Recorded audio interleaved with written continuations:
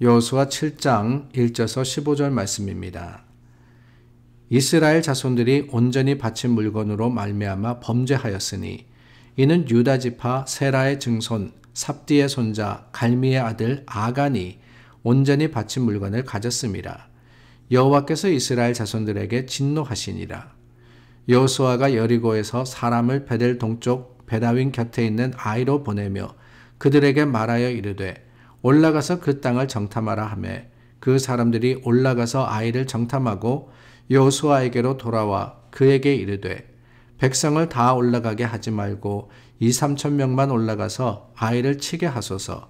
그들은 소수이니 모든 백성을 그리로 보내어 수고롭게 하지 마소서 하므로 백성 중 3,000명쯤 그리로 올라갔다가 아이 사람 앞에서 도망하니 아이 사람이 그들을 36명쯤 쳐 죽이고 성문 앞에서부터 스바림까지 쫓아가 내려가는 비탈에서 쳤으므로 백성의 마음이 녹아 물같이 된지라.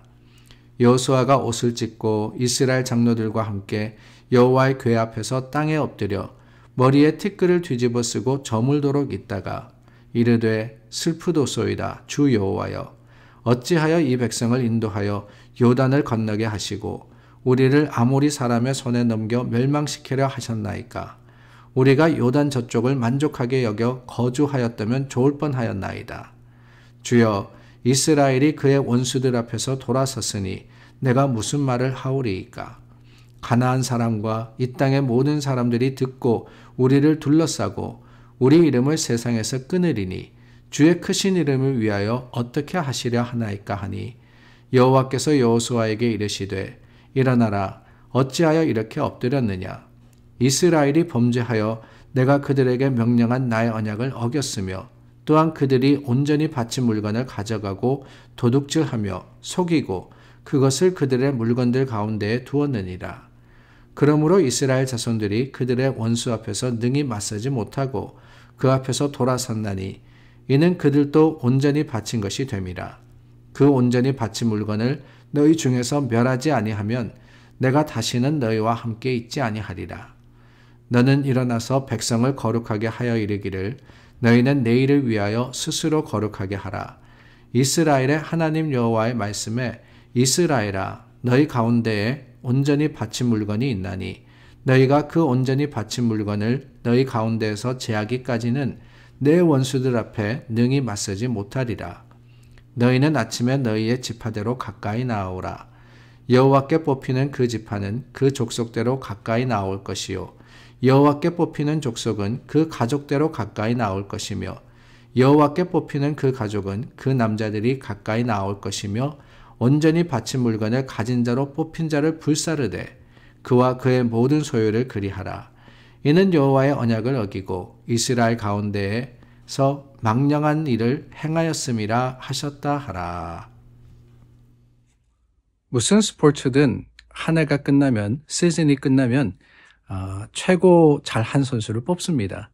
MVP라 그러죠. Most Valuable Player라고 해서 가장 잘한 선수를 뽑게 됩니다. 뭐 축구도 야구도 농구도 그리고 그게 큰 명예가 되기 때문에 선수들은 최선을 다해서 그 상을 받으려고 노력을 하게 됩니다. 그런데 참 희한한 게 있어요. 다름이 아니라 MVP를 받으면은 그 다음 해는 성적이 별로 잘 나오지 않게 됩니다. 슬럼프에 빠진다라고 하죠. 그런 일들이 자주 일어나요. 왜 그럴까? 연구하는 사람들은 그렇게 판단을 합니다. 먼저는 선수가 교만해지더라 하는 거예요. 잘했기 때문에 연습도 조금 게을리하게 되고 내가 이 정도 되는구나 생각하면서 자만하게 되어서 여러 가지 면에서 오히려 성적이 잘 나오지 않게 되는 그런 슬럼프가 온다라고 하는 이야기를 들었습니다. 근데 그것만이 아니라 또 다른 이유가 있는데 그 이유는 다름이 아니라 상대방이 여러 선수들이 이 MVP를 견제하더라라고 하는 거예요. 잘한다라고 생각이 되니까 그렇게 또 상을 받으니까 그 다음에는 어떻게 하느냐. 타자가 MVP가 되면은 투수가 그 타자를 어떻게 공략할지 연구하게 되고 투수가 MVP가 되면은 또한 타자가 그의 공을 어떻게 칠까 연구하게 되더라는 것이지요. 그래서 슬럼프가 온다라는 이야기를 들었습니다. 이스라엘도 슬럼프에 빠졌습니다. 여리고성을 무너뜨렸습니다. 사실 아이성보다는 여리고성이 더 컸습니다. 그런데 그럼에도 불구하고 오늘 말씀해 보니까 이 아이성을 점령해야 하는 이스라엘이 실패하는 이야기가 나옵니다. 왜 그랬을까? 아간의 범죄에 대한 이야기인데요. 그 첫 번째는 하나님께 묻지 않았기 때문이 아닌가라는 생각이 듭니다. 특별히 이 아이성을 무너뜨리는 그 과정을 볼 때, 실패한 이유를 볼 때 여호수아가 여리고성 앞에서는 하나님께 여쭙니다. 백성들이 하나님의 뜻을 따라서 온전하게 행합니다. 그런데 마음이 교만해진 거예요. 마음이 교만해지니까 아니 우리가 저렇게 큰 성을 넘어뜨렸다라고 생각을 하니까 하나님을 오롯이 의지하는 것이 아니라 오히려 말씀 보세요. 7장 1절에서부터 이 백성들의 마음이 물같이 된지라라고 하는데 그 사이에 하나님께 여쭙고 하나님께서 이렇게 해라라고 했던 말을 그 명령을 따라서 지켰다라는 표현이 없지 않습니까? 그저 여호수아가 여리고에서 아이로 사람을 보내가지고 정탐하고 그리고 몇천 명쯤 올려보내라 그러니까 올려보내고 그러다가 실패하게 되는 겁니다. 하나님께 묻지 않은 것, 그게 가장 큰 실패의 이유였고 뿐만이 아닙니다. 우리가 잘 아는 아간의 죄가 있습니다. 6장 17절과 18절 말씀을 보면은 모든 것을 하나님께 바치든지 이 여리고성을 완전하게 무너뜨려라. 너희 개인적인 그런 욕심을 따라서 취하지 말라라고 했습니다. 그런데 아간이라는 사람이 여기에 대해서 불순종했을 때 결국에 우리가 잘 아는 아골 골짜기에 심판이 있지 않았습니까? 그 하나님이 교만의 마음 또한 욕심의 마음을 다스린 겁니다. 그런데 오늘 말씀 이렇게 슬럼프에 빠진 이스라엘이 그러면 그것으로 끝이 났냐? 아닙니다. 더 중요한 것은 그럼에도 불구하고 아이성을 차지합니다. 가나안을 차지합니다. 그 이유가 무엇이었느냐? 다름이 아니라 늦었다 할지라도 교만했던 마음을 내려놓고 하나님 앞에 겸손으로 나갔기 때문에 그렇습니다. 6절 말씀입니다. 여호수아가 옷을 찢고 이스라엘 장로들과 함께 여호와의 궤 앞에서 땅에 엎드려 머리에 티끌을 뒤집어 쓰고 저물도록 있다가 슬프도소이다. 하나님 앞에 조금 늦기는 했습니다. 그러나 하나님 앞에 더 늦기 전에 문제가 그거거든요.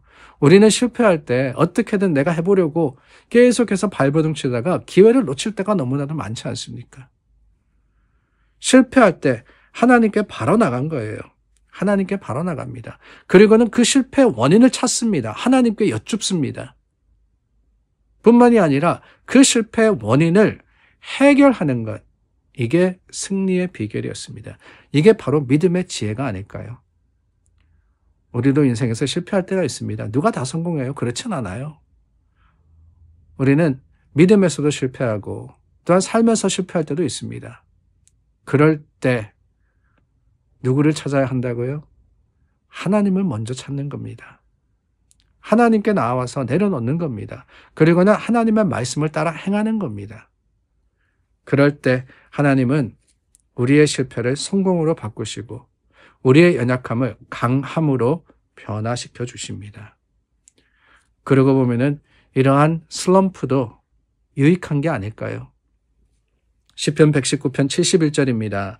고난당한 것이 내게 유익이라. 이로 인해 내가 주의 율례를 배웠노라 라고 했습니다. 고난당했을 때 깨달으면 되는 거예요. 그래요. MVP하고 그 다음에 슬럼프에 빠졌다 그래서 이 포기하면 안 되지만은 더 열심히 하면은 또 다른 시즌을 맞지 않겠습니까? 오늘도 우리 말씀 가운데 하나님께서 주신 지혜를 가지고 우리도 믿음으로 승리하는 사람들이 될 수 있기를 바랍니다. 때로는 실패하고 때로는 넘어지고 때로는 쓰러진다 할지라도 하나님 우리와 함께 하시며 그 말씀의 약속은 변함이 없기 때문에 오늘 다시 한번 주님만을 바라고 주님께 맡겨드리며 하나님을 기대함으로써 이 한 주를 복되게 살아가는 저와 여러분들이 될 수 있기를 바랍니다. 기도하겠습니다. 참 좋으신 하나님, 우리의 인생에 여러 실패들이 있지만 그것이 우리로 완전하게 망하지 않도록 주님께서 지켜주시고 인도하여 주심을 감사합니다.